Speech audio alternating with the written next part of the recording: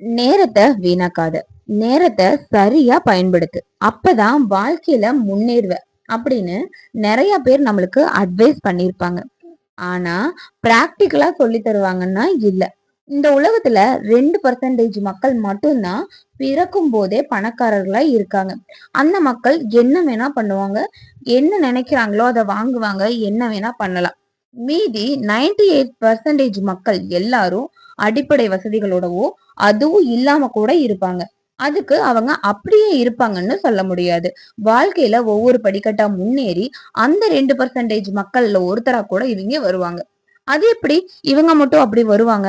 அவங்க கிட்ட பணமும் கூட இல்லையே அப்படின்னா, பணம் மட்டும்தான் இல்ல, ஆனா நேரங்கிறது நிறையவே இருக்கும். ஏன் நம்ம கிட்ட கூட நேரங்கிறது இருக்கு. அதை எப்படி கரெக்டா யூஸ் பண்றோங்கிறதுலதான் இருக்கு. அதனால அவங்களும் அதை கரெக்டா யூஸ் பண்ணி அந்த 2% மக்கள்ல ஒருத்தராவும் வருவாங்க.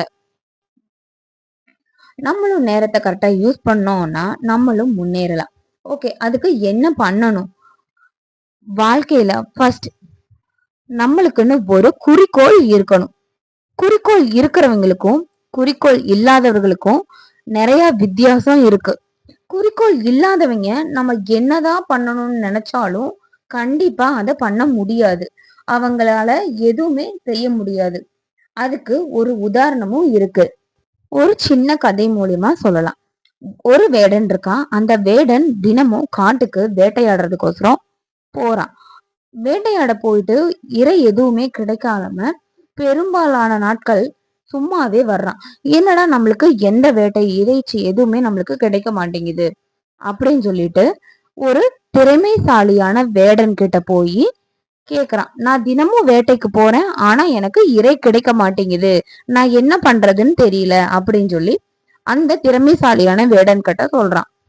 அந்த திறமைசாலியான வேடன், சரி நான் உன் கூட வேட்டைக்கு உன் கூடவே நானும் வர்றேன், நீ போகையில என்னையும் கூட்டிட்டு போ, நீ என்ன பண்றேன்னு பாக்குறேன் அப்படின்னு சொல்றான். சரின்னு சொல்லிட்டு மறாவது நாள் ரெண்டு பேரும் ஒன்னா, வேடனும் திறமைசாலியான வேடன் 2 பேரும் காட்டுக்கு ஒன்னா போறாங்க. போய் அந்த திறமைசாலியோட வேடன், சரி இவன் என்னதான் பண்றான் அப்படின்னு சொல்லிட்டு ஒரு ஓரமா நின்று பார்த்துட்டு இருக்கான். இந்த வேடன் அம்பு எடுத்து எல்லா அம்பையும் எய்துறான். எந்த திசையும் குறி இல்லாம, இறைய குறி வைக்காம, கண்ணா முன்னாடி எல்லா திசைகளிலையும் பூரா அம்பையும், ஒன்னு இல்ல ரெண்டு இல்ல, எல்லா அம்பையும் எய்து முடிக்கிறான். எல்லா அம்பும் சரு சருன்னு போய் முடிக்குது. ரொம்ப சோர்ந்து போய் கம்முன்னு கீழே உட்காந்துடுறான். அந்த திறமைசாலியான வேடன் பார்த்து கேக்குறான், ஓ நீ தினமும் இந்த மாதிரி வந்துட்டு இறைய குறி வைக்கல, நீ அம்பு ஒன்னும் கூட ஒரு இறைய பார்த்து குறி வைக்காம இப்படி எய்தினா உனக்கு எப்படி இறை கிடைக்கும்? இதத்தான் நான் தினமும் பண்ணிட்டு இருக்கியா அப்படின்னு சொல்லி அந்த திறமைசாலியான வேடன் சிரிச்சிருக்கான். இதுதாங்க நம்ம வாழ்க்கையிலையும் நம்ம எந்த ஒரு குறிக்கோளும் இல்லாம என்ன பண்ணாலும் அதுல ஒரு பலனும் கிடையாது. டைமை மாஸ்டர் பண்றதுக்கான ஐடியா ஃபர்ஸ்ட் குறிக்கோள் பார்த்தோம். செகண்ட் தரவரிசைப்படுத்துதல், அதாவது ப்ரியாரிட்டிசேஷன். நம்ம எல்லோருக்கும் குறிக்கோள்ங்கிறது இருக்கும். ஆனா எந்த வேலையை முதல்ல செய்யணும், எந்த வேலையை அப்புறமா செய்யணும்னு தெரியாம எல்லா வேலையும் கலந்து கண்ணா பின்னான்னு செஞ்சுட்டு இருப்போம்.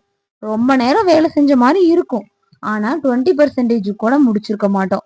சோ நம்ம என்ன வேலை செய்யறோங்கிறத வரிசைப்படுத்தணும். அந்த வரிசைப்படுத்தினதுல முக்கியமான முதல் 3 வேலையை நம்ம செலக்ட் பண்ணி செய்யணும். இதுவே நம்மளோட 80% வேலைய நம்மளுக்கு முடிச்சு தந்துரும். நம்மளோட வளர்ச்சியும் பல மடங்கா இருக்கும்.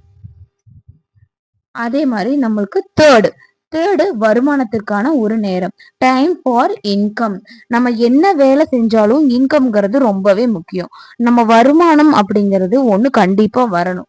நம்ம எவ்வளவு நேரம் வேலை செஞ்சாலும் அதுக்கு இன்கம் இல்லைன்னா மதிப்புங்கிறது ஒண்ணு இருக்காது. ஸோ நம்மளுக்கான வேலைங்கிறது அதோட இன்கம்ங்கிறது ரொம்பவே முக்கியம். ஃபோர்த் ஒன், நேரத்தை விரயம் செய்யக்கூடாது.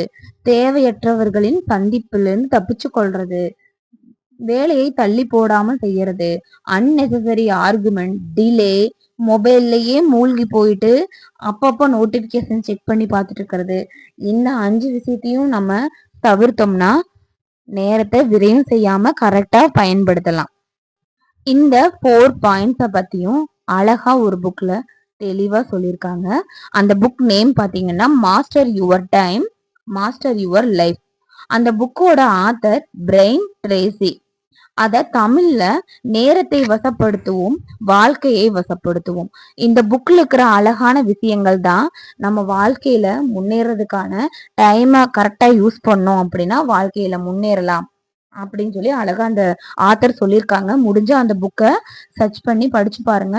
ரொம்பவே நல்லா இருக்கும். அதை பத்தி தான் இவ்வளோ நேரமும் நம்ம கடந்து போனோம். தேங்க்ஸ் ஃபார் வாட்சிங். Like, share and subscribe.